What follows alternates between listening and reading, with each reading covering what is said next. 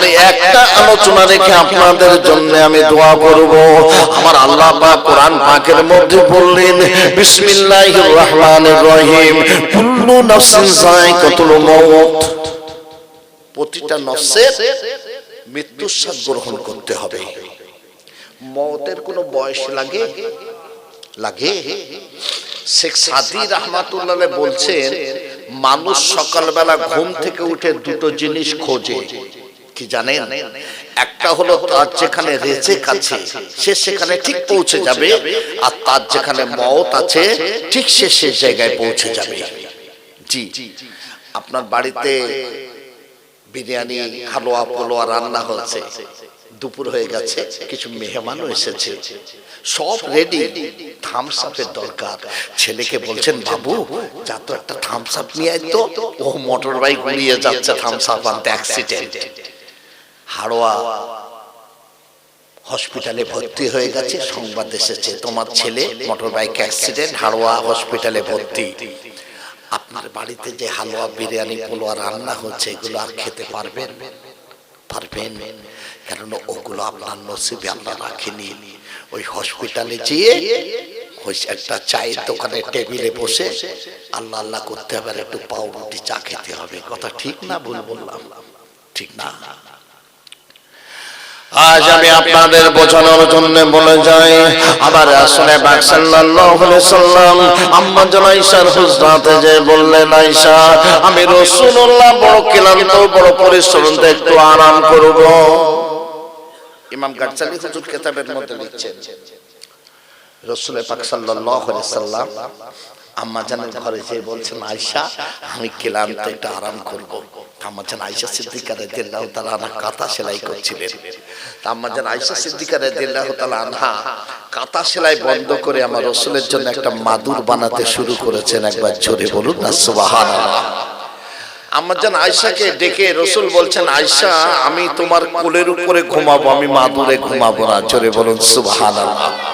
শোনেন না, রাসূল বলছেন যে বাড়িতে স্বামী আর স্ত্রীর মহব্বত আছে, স্বামী স্ত্রীর মুখের দিকে তাকালে খুশি হয়, ওই বাড়িতে আল্লাহর রহমত গুলো ঝরঝর করে ঝরে পড়ে। জোরে বলুন সুবহানাল্লাহ।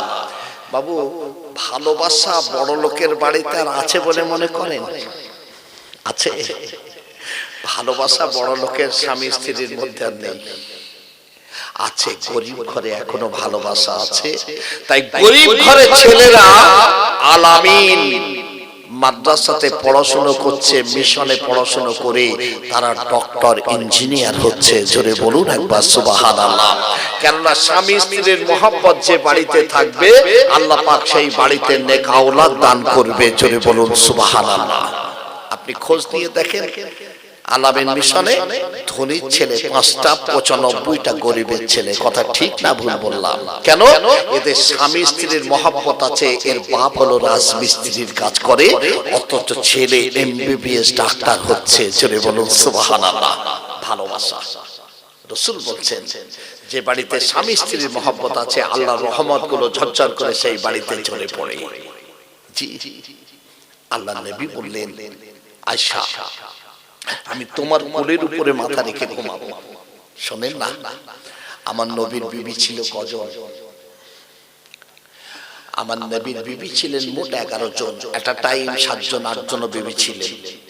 তা আমার নবীকে বিবি আম্মা জান সকলে ডেকে বলছেন, হুজুর আপনি কোন বিবিকে ভালোবাসেন আপনার বলতে হবে, সবথেকে বেশি ভালো কাকে ভালোবাসেন বলতে হবে।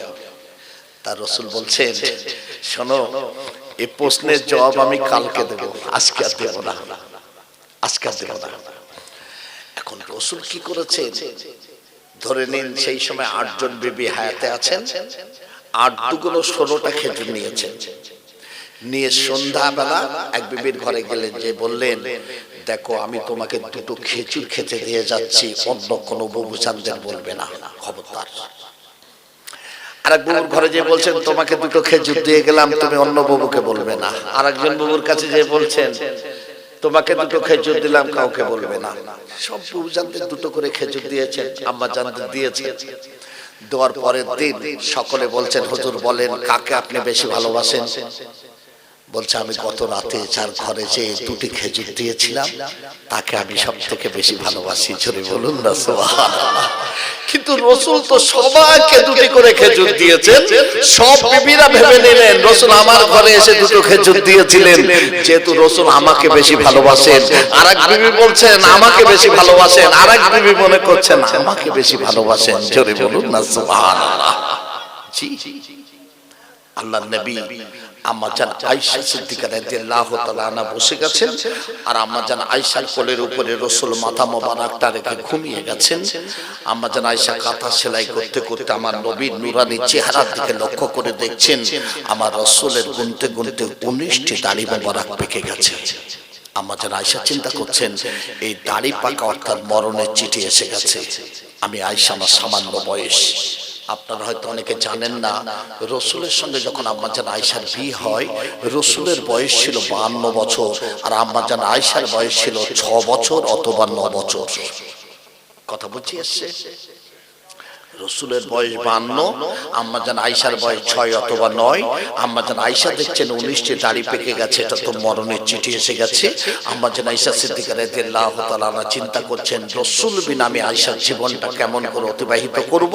এই চিন্তা করে আম্মা জান আয়েশার চোখের পানি গড়িয়ে আমার নবীর মুখ মোবারকে লেগে গেছে, নবীর ঘুমটা ভেঙে গেছে। ইমাম গাজ্জালি হুজুর লিখছেন রসুল বলছেন আয়েশা কাঁদছো কেন, কাঁদছো কেন? আম্মা জান আয়েশা বলেন ইয়া হাবিবাল্লাহ ইয়া রাসূলুল্লাহ, হুজুর না না না, আমি আয়েশা আমার চোখের পানি আপনার মুখ মোবারকে লাগার কারণে, হুজুর আপনার ঘুমটা ভেঙে যাওয়ার কারণে একটাবার বলুন বলুন ও বিবি আয়েশা আমি রাসূলুল্লাহ তোমাকে maaf করে দিলাম। রাসূল আয়েশা কাঁদছো কেন? ইয়া হাবিবাল্লাহ ইয়া রাসূলুল্লাহ, হুজুর আমি আয়েশা আমার কোলের উপরে আপনি ঘুমিয়ে গেছেন, হুজুর আমি আপনার নুরানি চেহারার দিকে লক্ষ্য করে দেখতে পেলাম গুনতে গুনতে আপনার 19টি দাড়ি মোবারক পেকে গেছে, হুজুর এটা তো মরণের চিঠি এসে গেছে। আমি আয়েশা আমার মনে উদয় হয়ে গেল আমি রাসূল বিনা জীবনটা কেমন করে অতিবাহিত করব। এই চিন্তা করে আমার চোখের পানি আপনার মুখ মোবারকে লেগে গেছে, হুজুর আপনার ঘুমটা ভেঙে গেছে, হুজুর আপনি একটাবার বলুন বিবি আয়েশা আমি রাসূলুল্লাহ তোমাকে maaf করে দিলাম। আম্মা জান আয়েশা বলছেন হুজুর একটা কথা জিজ্ঞাসা করব। কি কথা? মানুষ যখন মারা যায় তার ছেলে কাঁদে, তার মেয়ে কাঁদে, তার বিবি কাঁদে, তার ভাই কাঁদে, ও বান্দা দেখতে পায় না শুনতে পায়। আল্লাহর নবী বলছেন আয়েশা ও বান্দা সব দেখতে পায় সব শুনতে পায়। আমরা বলছি মারা গেছে, কে আসছে কে যাচ্ছে কে কাঁদছে কে হাসছে, ও বান্দা সব দেখতে পায় সব শুনতে পায়। আম্মা জান আয়েশা বলেন হুজুর তারপর বলো আল্লাহর নবী বলেন বিবি আয়েশা রে ওই বান্দার যখন বিধানখানা খুলে নেওয়া হয় ওই বান্দা বলতে থাকে আমার কলিজার টুকরা সন্তান, হে আমার ভাই আমার প্রতিবেশীরা, আজরাইল আমার চেহারাটা কত করে দিয়ে গেছে, আমার বিধানখানা তোরা আস্তে আস্তে খুলে নে। আম্মা জান বলে হুজুর তারপর বলুন। আল্লাহর নবী বলেন বিবি আয়েশা রে ওই বান্দার পিরান খুলে নেওয়া হলো, ওই বান্দা বলতে থাকে আমার কলিজার টুকরা সন্তান, আমার ভাই আমার প্রতিবেশীরা এবার আমাকে গোসল দিবে, আমাকে ঠান্ডা পানি দিয়ে গোসল দিও না, আমাকে ঠান্ডা পানি গরম পানি মিশ্রিত করে গোসল দাও। আজরাইল আমার চেহারাটা কত করে দিয়ে গেছে। আম্মা জান বলেন হুজুর তারপর বলুন। আল্লাহর নবী বলেন বিবি আয়েশা রে ওই বান্দার গোসল দেওয়া হয়ে গেল, ওই বান্দা বলতে থাকে আমার কলিজার টুকরা সন্তান, আমার ভাই আমার প্রতিবেশীরা এবারে তোমরা আমাকে কাফন পরিধান করাবে, আমার কাফনের কাপড়খানা আস্তে আস্তে পরিধান করাও। আজরাইল আমার চেহারাটা কত করে দিয়ে গেছে। আম্মা জান বলেন হুজুর তারপর বলুন। আল্লাহর নবী বলেন বিবি আয়েশা রে, ওই বান্দাকে খাটিয়ায় শুয়ে দেওয়া হলো। ওই খাটিয়াখানা যখন কাঁধে ওঠানো হয়, ওই বান্দা বলতে থাকে, এই আমার কলিজার টুকরা সন্তান, আমার ভাই, আমার প্রতিবেশীরা, আমি বড় শখের বাড়ি বানিয়েছিলাম, এই বাড়িতে আমি আর কোনোদিন আসবো না। আমার শখের বাড়ি থেকে আমার খাটিয়াখানা তোরা আস্তে আস্তে বাইরে বাহির করে নিয়ে যা। আম্মা জান বলেন হুজুর তারপর বলো। আল্লাহর নবী বলেন বিবি আয়েশা রে, ওই বান্দাকে যখন ময়দানে হাজির করা হলো, ওই বান্দা বলতে তাকে চলে যেও না, আর কোনোদিনই তোমাদের ডাকবো না, একবার আমার জানাজা নামাজখানা সম্পূর্ণ করে যাও। নামাজান বলেন হুজুর তারপর বলো। আল্লাহর নবী বলেন বিবি আয়েশা রে, ওই বান্দার জানাজা নামাজ সম্পূর্ণ হয়ে গেল, ওই বান্দা বলে চলে যেও না, আর কোনোদিনই ডাকবো না, একবার আমাকে দাফন করে দিয়ে যাও। আল্লাহর নবীর বিবি বলে না, আম্মা জান আয়েশা বলেন হুজুর তারপর বলুন। আল্লাহর নবী বলেন বিবি আয়েশা রে, ওই বান্দাকে কবরে শুয়ে দেওয়া হলো, মুখখানা কিবলামুখী করে দেওয়া হলো, কাপড়ের গিরাগুলো খুলে দেওয়া হলো। দুনিয়ার মানুষ তিনটি মাটির টুকরা নিয়ে দাঁড়িয়ে গেল। মিনা খালাকনাকুম ওয়া ফিহা নুইদুকুম ওয়া মিনহা নুখরিজুকুম তারাতান উখরা। ওই বান্দা বলতে থাকে চলে যেও না, আর কোনোদিনে তোমাদের ডাকবো না, একবার আমার কবরের মাথার কাছে দাঁড়িয়ে যে দুটো হাত তুলে আমার জন্য দোয়া করে যাও, আল্লাহ পাক যেন আমার জীবনের গুনাহ মাফ করে আমার কবরের আযাব থেকে নাজাত দিয়ে দেয়।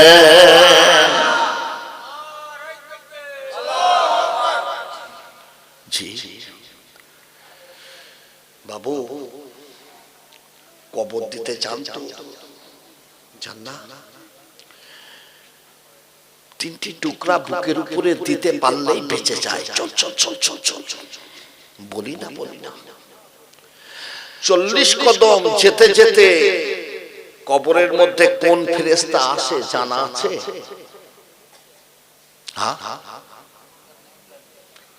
প্রথমে একজন আসবে, কি নাম জানে? রূহবাত ফেরেশতা।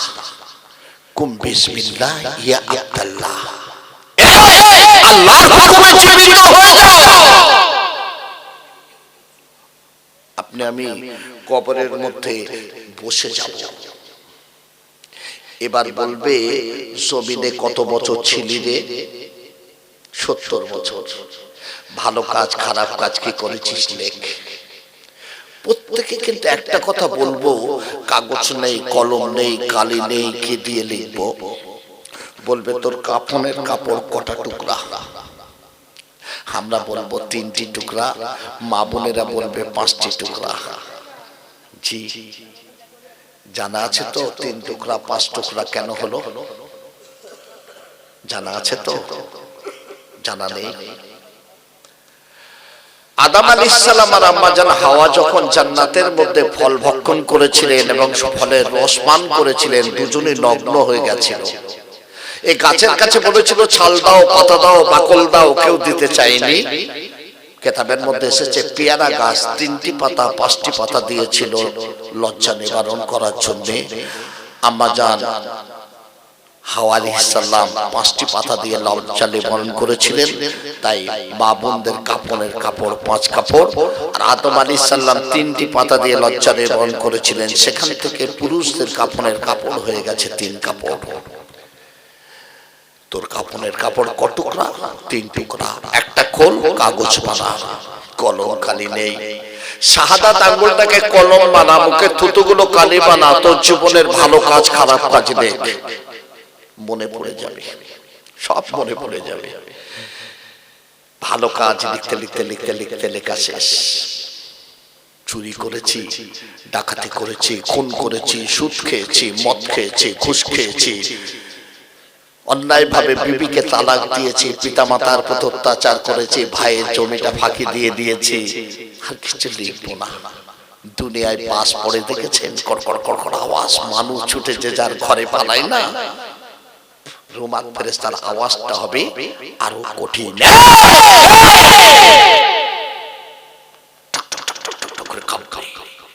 দুনিয়ার মানুষ সব লিখে দেবে। কাফনের কাপড়টি চড়িয়ে চড়িয়ে একটা মাদুলি বানিয়ে আপনার আমার গলায় বেঁধে দিয়ে চলে যাবে কিয়ামতের ময়দান। মাথার উপরে সূর্য আসবে, ওই সূর্যের 12টা মুখ হবে, চেহারা দিয়ে ঘিনুগুলো গড়িয়ে পড়বে, পানি পানি পানি পানি জিহ্বাটা নাভি পর্যন্ত ঝুলে যাবে।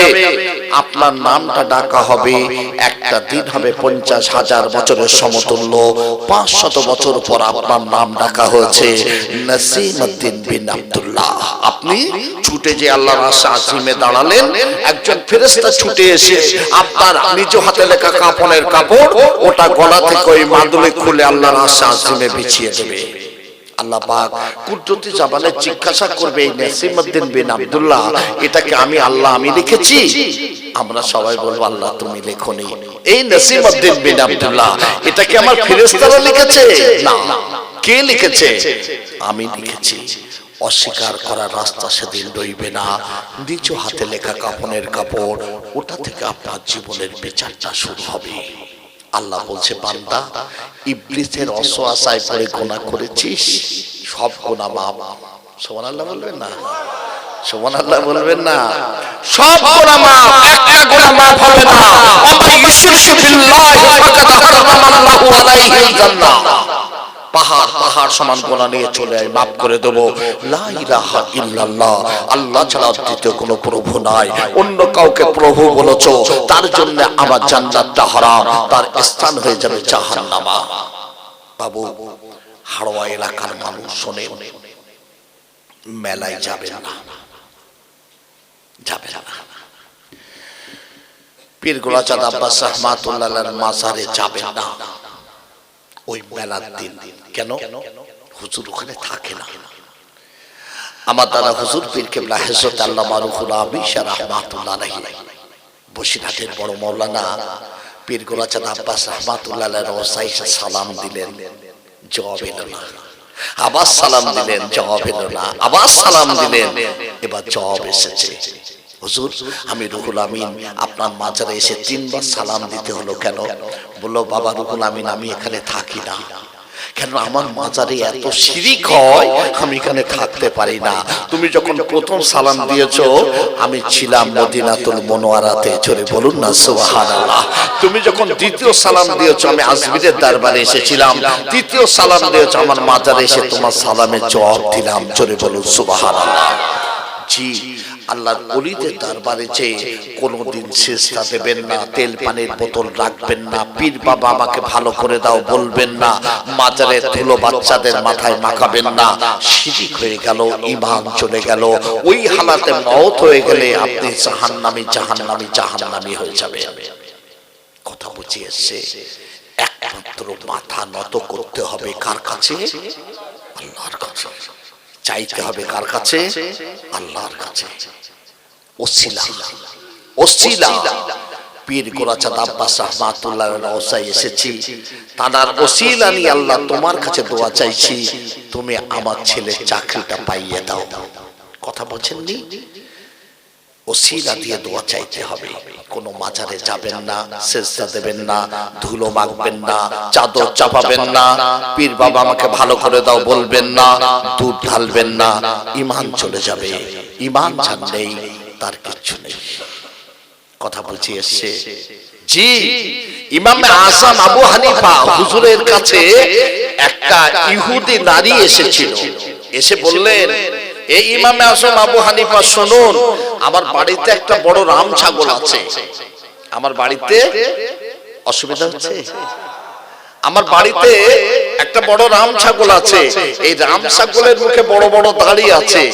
ওই ইমাম আযম আবু হানিফা, আমার ছাগলের মুখে দাড়িটা ভালো না আপনার মুখে দাড়িটা ভালো? ইহুদি মহিলা এসে প্রশ্ন করছে। তো ইমামে আজম বললেন, মা, এই প্রশ্নের জবাবটা আমি এখন দিতে পারবো না, পরে পাঠিয়ে দেব। ইমামে আজমকে জালিম বাদশারা গ্রেফতার করলেন, জেল বন্দী করলেন, আর ওই জেলের মধ্যে বিষ পান করিয়ে ইমাম আজম আবু হানিফাকে শহীদ করে দিলেন। হুজুরের যখন গোসল দিয়ে কাফন পরিধান করিয়ে লাশ নিয়ে যাচ্ছে, ওই ইহুদি রমণী রাস্তার উপরে দাঁড়িয়ে বলছেন, ও ইমাম আজম, আপনি চলে যাচ্ছেন, কিন্তু আমার প্রশ্নের জবাব দিলেন না। আমার বাড়ি রামসাগরের মুখের দাড়িটা ভালো না আপনার মুখের দাড়িটা ভালো? কাফনের কাপড়ের মধ্য থেকে আওয়াজ ভেসে এলো, ও ইহুদি আম্মাজান, আমাকে বিষ পান করিয়ে শহীদ করা হয়েছে, আমি ঈমান নিয়ে আল্লাহর দরবারে যাচ্ছি, তাই আমার মুখের দাড়িটা ভালো, আপনার ছাগলের মুখের দাড়িটা ভালো নয়। জোরে বলুন একবার সুবহানাল্লাহ। সেই ঈমানটাকে মজবুত করুন, নামাজ পড়ুন, রোজা রাখুন, সুদ ঘুষ মদ জেনা ব্যভিচারী থেকে নিজেদের হেফাজত করুন। আমার আম্মা জান বাবু জানেরা পর্দায় থাকুন, ছেলেদের আলেম বানান, আব্বা মাকে ভালোবাসবেন। আপনাদের কাছে আমি অনুরোধ করে যাচ্ছি, সাহেবে দাওয়াত তিনি কাগজে লিখে দিয়েছেন, পাঁচু মোল্লা, মরহুম মরহুমা আসিয়া বিবি, মরহুম আমেদ আলী মোল্লা, মরহুম অজেদ আলী মোল্লা, স্ত্রী হাসেম বিবি, সামাদ আলী মোল্লা, সাহেব আলী মোল্লা, এনাদের ইন্তেকাল হয়ে গেছে। আমরা সকলে দোয়া করব, আল্লাহ পাক যেন তাদের জীবনের গুনাহ খাতা মাফ করে কবর আযাব থেকে নাজাত দিয়ে জান্নাতি বানিয়ে দেয়। বলুন আল্লাহুম্মা আমিন। আমার বক্তব্য থেকে আমি বিদায় নিচ্ছি। শীতের রাত, দোয়া করব। সকলে বিসমিল্লাহর সঙ্গে সূরা ফাতিহা, সূরা ইখলাস, কয়েকবার দরুদ শরীফ তেলাওয়াত করুন। আর তাবারুক আছে না, তাবারুক গ্রহণ করে যাবেন, কেউ চলে যাবেন না। আলোচনায় কেউ রাগ করলেন নাকি? কেউ রাগ করেননি তো? ভুল ত্রুটি বেয়াদবি মাফ করে দেবেন, আমার জন্য দোয়া করবেন। শীতের রাত তো বাবু 11:30 পর্যন্ত করতে বলেছেন, 11:30 বেজেই গেছে। শীতের রাত, আল্লাহ নিয়ে আসে, আবার হবে, আবার হবে।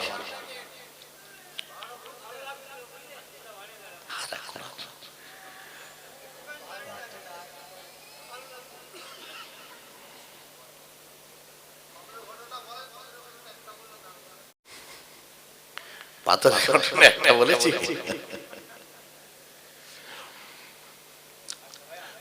দরুদ শরীফ পড়ুন, আল্লাহুম্মা সাল্লি আলা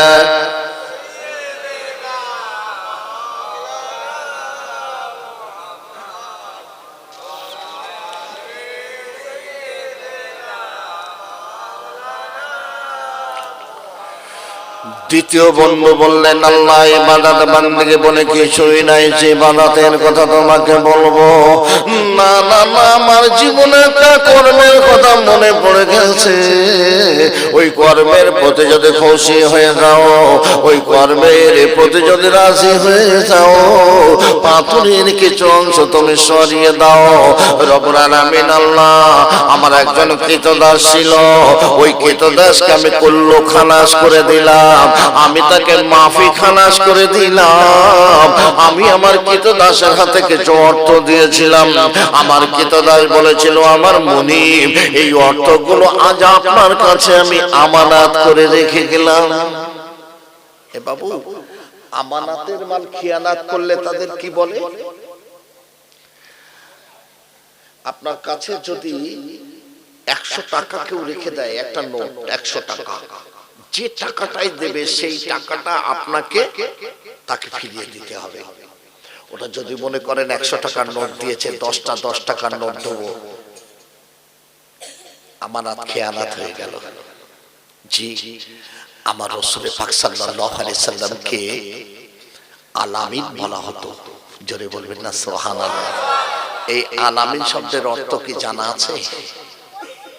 জানা আছে? আলামিন শব্দের অর্থ হলো অতি বিশ্বাসী, যার মতো বিশ্বাসী জমিনে কেউ নেই, হয়নি আর হবে না। আজ আমি আপনাদের বোঝানোর জন্য বলবো, আমার রাসূল পাক সাল্লাল্লাহু আলাইহি ওয়াসাল্লাম মক্কা ছেড়ে মদিনার জমিনে চলে যাবেন। পাশে দাঁড়িয়ে আছেন হযরতে আলী। আলী আলী আমি মদিনায় চলে যাব। আলী বলছে হুজুর মদিনায় যাবেন, হিজরত করবেন, কাকে নিয়ে যাবেন? আমার সঙ্গী হবে আমার আবু বকর। হযরত আলী বললেন ইয়া হাবিব আল্লাহ ইয়া রাসূলুল্লাহ, হুজুর আপনার সঙ্গী আলী হয়ে যাবে, কিন্তু আজ রাতে আলীকে আপনার উপকার করতে পারবে না। আল্লাহর নবী বললেন সাহাবী আলী আমার চাদরখানা নাও, আমার কম্বলখানা নাও, আমার চাদরখানা তোমার গায়ে জড়িয়ে নাও, আমার কম্বলটা নিয়ে শয়নস্থানে তুমি শয়ন করে যাও। আলী বলেন ইয়া হাবিব আল্লাহ ইয়া রাসূলুল্লাহ, আমি আলী আপনার চাদরখানা নিয়ে আপনার কম্বলটা নিয়ে আপনার শয়নস্থানে শয়ন করে যাব।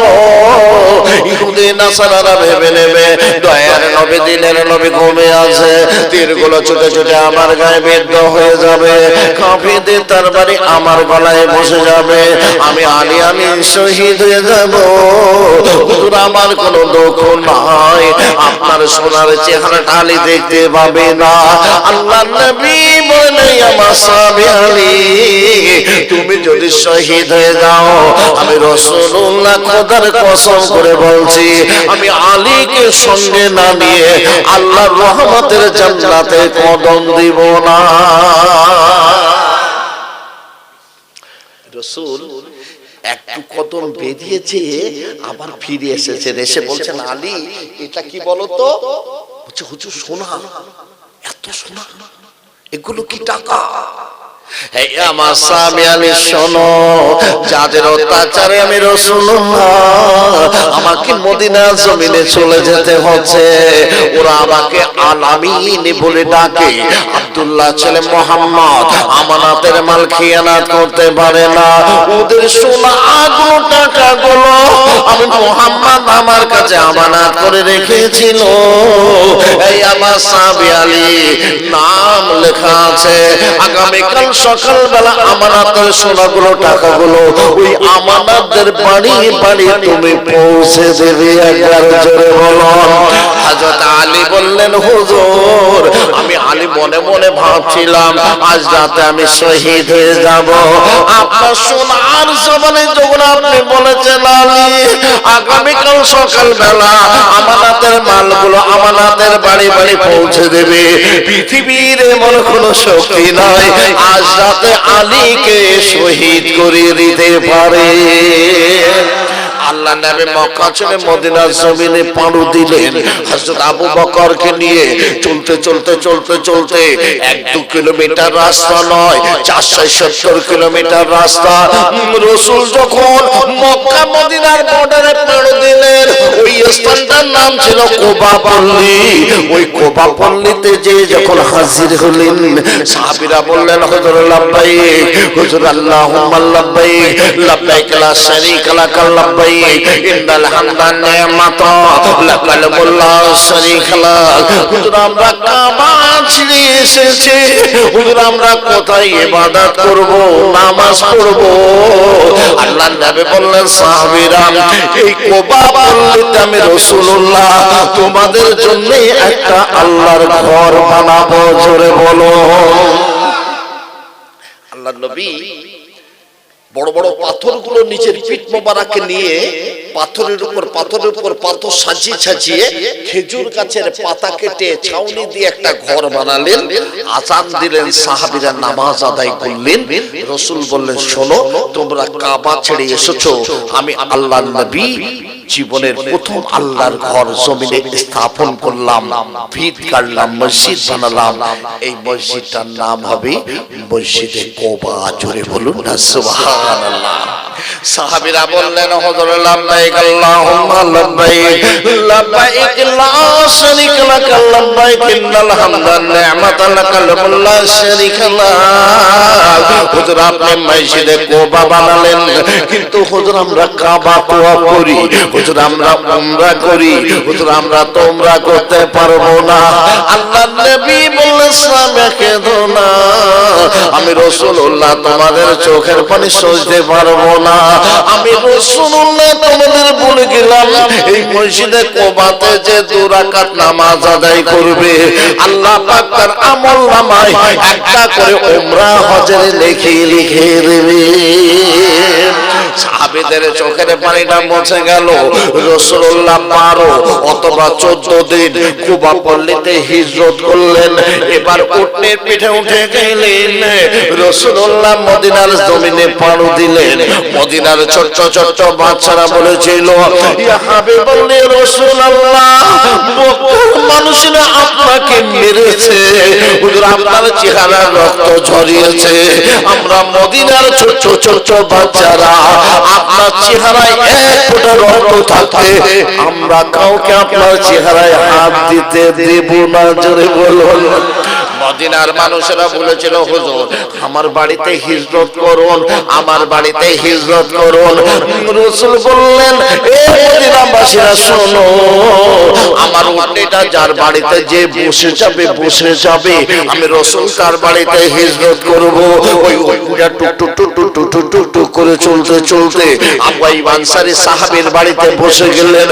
রাসূলুল্লাহ আবু আইয়ুব আনসারী সাহাবীর বাড়িতে যেই হিজরত করলেন, এবার রাসূলুল্লাহ মদিনাকে বড় ভালোবেসে ওই মদিনার মরুভূমির বালুকোনায় চলতে শুরু করে দিলেন। হঠাৎ করে একটা ঘুঘু পাখি উঠতে উঠতে ডানা মেলে মেলে আমার রাসূলের বাম কাঁধ মোবারকের উপরে বসে গেছে। আল্লাহর নবী বললেন, ঘুঘু এত বিক্ষোভ যাচ্ছে আমার কাঁধে বসে গেলি কেন? ঘুঘু পাখিটার জবান খুলে গেল, ও আলামিন, ও রাহমাতুল লিল আলামিন, আপনি তো আমানাতের মাল খিয়ানত করেন না। একটা বাস পাখি আমাকে তাড়িয়ে নিয়ে আসে ভক্ষণ করার জন্য। আমি যদি বিক্রি ডালে আশ্রয় নিই আমাকে ধরে ভক্ষণ করে নেবে। আপনি হলেন আলামিন, আমানাতের মাল খিয়ানত করেন না। আমি আপনার কাছে এসেছি, আপনি আমাকে আমানত করুন। আল্লাহর নবী বললেন, ঘুঘু আমি আলামিন, আমি রাহমাতুল লিল আলামিন, আমি তোমাকে আমানত করে নিলাম। নানা বিদ্যুৎ গতিতে নানা মেলে মেলে ওই বাস পাখিটা আমার রাসূলের ডান কাঁধ মোবারকের উপরে বসে গেল। আল্লাহর নবী বললেন, ওরে বাস এত বেগ থাকতে আমার কাঁধে বসে গেলি কেন? বাস পাখিটার জবান খুলে গেল, ও আলামিন, ও রাহমাতুল লিল আলামিন, আমি 3 দিন অনাহারে আছি, ওই ঘুঘুটাকে তাড়িয়ে নিয়ে আসছিলাম ভক্ষণ করার জন্য। আপনি হলেন আলামিন, আপনি আমানাতের মাল খিয়ানত করেন না, আপনি ঘুঘুকে আমানত করেছেন। আপনি বলুন বলুন আমি কি ভক্ষণ করব? আল্লাহর নবী বললেন, বা তুমি যদি এত ক্ষুধার্ত হও, আমি রাসূলুল্লাহ আমার পিরহান খুলে দিলাম, আমার চেহারা থেকে ঠুকিয়ে ঠুকিয়ে গোশ ভক্ষণ করে উড়ে চলে যাও। আল্লাহর নবী পিরহান মোবারক খানা খুলে দিলেন। ওই সময় বাস পাখি আমার নবীর 2 কাঁধের মাঝখানে যে মোহরে নওবত, ওই মোহরে নওবতের উপরে চুম্মা দিতে শুরু করে দিয়েছে। আল্লাহর নবী বলেন, তুমি যদি এতই ক্ষুধার্ত হও আমার মোহরে নওবতের উপরে কেন তুমি চুম্মা দাও? বাস পাখি মিচিমিচি হাসে, ঘুঘু পাখি মিচিমিচি হাসে। আল্লাহর নবী বললেন, আরে ঘুঘু হাসো কেন? ঘুঘু পাখি বলেন, ও আলামিন, ও রাহমাতুল লিল আলামিন, আমি ঘুঘু নই, আমি ঘুঘু নই। আপনি কেমন আমানাতের মাল খিয়ানত করেন না? এই পরীক্ষা নেওয়ার জন্য আমি ঘুঘু পাখির রূপ দান করে এসেছিলাম। আমি হলাম আল্লাহর ফেরেশতা হযরত মিকাইল আলাইহিস সালাম। আমি পাঁচ নয়, আপনি কেমন আমানাতের মাল খিয়ানত করেন না? এই পরীক্ষা নেওয়ার জন্য আমি বাস পাখির রূপ দান করে এসেছিলাম। আমি হলাম আল্লাহর ফেরেশতা হযরত জিবরাইল আলাইহিস সালাম। রব্বুল আলামিন আল্লাহ আমার কৃতদাস আমার কাছে অর্থগুলো আমানত করে গেল। কয়েক যুগ পর আমার কৃতদাস ফিরে এসে বলেছিল, মুনিব আপনার কাছে সামান্য অর্থ আমানত করেছিলাম, ওই অর্থগুলো আজ আমাকে ফিরিয়ে দিন। রব্বুল আলামিন আল্লাহ আমার কৃতদাসকে বলেছিল, ভাই কৃতদাস তোমার সামান্য অর্থ থেকে আমি একটা বকরি ক্রয় করেছি, ওই বকরি থেকে এক পাল বকরি হয়ে গেছে, ওই বকরিটা নিয়ে চলে যাও। আর বকরিগুলো রাখার জন্য একটা রাখাল রেখেছি, ওই রাখালটাকেও তুমি সঙ্গে নিয়ে যাও। আল্লাহ তোমার ভাই অন্তরে পয়দা করে আমার কেতু গাছকে ওই বকরির ফল দিয়ে দিয়েছিলাম, রাখালটাকেও সঙ্গে দিয়ে দিয়েছিলাম।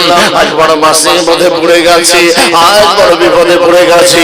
ওই দিনের কর্মের প্রতি যদি খুশি হয়ে যাও, রাজি হয়ে যাও, পাথরের কিছু অংশ তুমি সরিয়ে দাও। বলতে বলতে পাথরের কিছু অংশ সরে গেল। তৃতীয় বন্ধু বললেন, আল্লাহ ইবাদত বান্দেগি বলে কিছুই নয়, ইবাদতের কথা তোমাকে বলবো। আমার জীবনে একটা কর্মের কথা মনে পড়ে গেছে, ওই কর্মের প্রতি যদি খুশি হয়ে যাও, ওই কর্মের প্রতি যদি রাজি হয়ে যাও, পাথরের বাকি অংশ সরিয়ে দাও। রব্বুল আলামিন আল্লাহ আমার একজন সুন্দরী যুবতীর চাচাতো বোন ছিল, আমার দৃষ্টি চলে গেল তার দিকে। আমি তাকে ডেকে ডেকে বললাম, শোন, একটা রাতের জন্য তোর সঙ্গে আমি অবৈধ মেলামেশা করতে চাই। আমার সুন্দরী যুবতীর চাচাতো বোন বলেছিল, ও ভাইজান আমি রাজি আছি, কিন্তু বিনিময় আমাকে 100 স্বর্ণ মুদ্রা দিতে হবে। আমার সুন্দরী যুবতীর চাচাতো বোন জানতো আমি 100 স্বর্ণ মুদ্রা দিতে পারবো না, আমি বড় গরিব, আমার মনের খায়েশ মেটাতে পারবো না। রব্বুল আলামিন আল্লাহ আমি দিবারাত পরিশ্রম করে তিলে তিলে পলে পলে 100 স্বর্ণ মুদ্রা একত্রিত করে আমার সুন্দরী যুবতীর চাচাতো বোনের হাতে উঠিয়ে দিলাম। আমার সুন্দরী যুবতীর চাচাতো বোন নির্বাক হয়ে গেল। আমি তার হাত ধরে টেনে টেনে টেনে টেনে নিরালায় নির্জনে নিয়ে গেলাম। আমি তার ইজ্জতকে লুণ্ঠন করব, আমি তার গচ্ছিত মাল হরণ করব বলে আমি যখন তার বক্ষের উপরে চেপে বসেছি, ওই সময় আমার সুন্দরী যুবতীর চাচাতো বোন বলেছিল, ভাইজান ও ভাইজান, আপনি আমাকে নিরালায় নির্জনে নিয়ে এসেছেন, দুনিয়ার কোনো মানুষ সেখানে নয়। ও ভাইজান, আমার আল্লাহ কিন্তু দেখছে। ও ভাইজান, আমার আল্লাহ কিন্তু দেখছে। আল্লাহকে ভয় করুন, আমার ইজ্জত লুণ্ঠন করবেন না। রব্বুল আলামিন আল্লাহ আমার সুন্দরী যুবতীর চাচাতো বোন চিনা বলেছিল, ভাইজান আল্লাহ দেখছে, এখানে দুনিয়ার কোনো মানুষ নাই, আল্লাহ দেখছে। ও ভাইজান, আল্লাহকে ভয় করুন, আমার ইজ্জত লুণ্ঠন করবেন না। আমি সঙ্গে সঙ্গে আমার সুন্দরী যুবতী ওই চাচাতো বোনের বক্ষের উপর থেকে নেমে গেছিলাম। আমি তার ইজ্জতকে লুণ্ঠন করে নাই, আমি তার গচ্ছিত মাল হরণ করে নাই। ওই দিনের কর্মের প্রতি যদি খুশি হয়ে যাও, ওই দিনের কর্মের প্রতি যদি রাজি হয়ে যাও, পাথরের বাকি অংশ তুমি সরিয়ে দাও। বলতে না বলতে পাথরের বাকি অংশটুকু সরে গেল। আল্লাহকে ভয় করি। বিদায় নিলাম, তাবারুক গ্রহণ করে যাবেন। আমি গুনাহগার, আপনাদের ভাই, আমার জন্য দোয়া করবেন। আল্লাহ পাক যেন আমাকে ইমানি হালাতে মওত দেয়। সকলে বলুন আল্লাহুম্মা আমিন। বিদায় নিলাম। ওয়া আলাইনা ইল্লাল বালাগ। আসসালামু আলাইকুম। দোয়া করব। আল্লাহুম্মা আমিন। রব্বানা যালামনা আনফুসানা ওয়া ইল্লাম তাগফির লানা ওয়া তারহামনা লানাকুনান্না মিনাল খাসিরিন। গুটি কয়েক গুনাহগার বান্দা বান্দি গভীর রাতে শীতকে উপেক্ষা করে তোমার মনোনীত মাহফিলে বসে হাত তুলেছে। আল্লাহ, নাপাক জবান থেকে কোরআন শরীফ তেলাওয়াত করেছি, কালেমা শরীফ, দরুদ শরীফ, মিলাদ শরীফ তেলাওয়াত করেছি। তামাম ভুল ত্রুটিগুলোকে ক্ষমা করে দিয়ে আল্লাহ তুমি কবুল করে নাও। এর বিনিময়ে যদি কোনো নেকি দাও, সর্বপ্রথমে হাবিব নবী মুহাম্মদ সাল্লাল্লাহু আলাইহি সাল্লামের দরবারে সওয়াব পৌঁছে দাও। তামাম নবী আলাইহিস সালামের দরবারে পৌঁছে দাও। হুজুরের আওলাদ আম্মা জান ইমাম হাসান, ইমাম হুসাইন রাদিয়াল্লাহু তাআলা আনহুমা, খাতুনে জান্নাত ফাতেমা জোহরা দরবারে সওয়াব পৌঁছে দাও।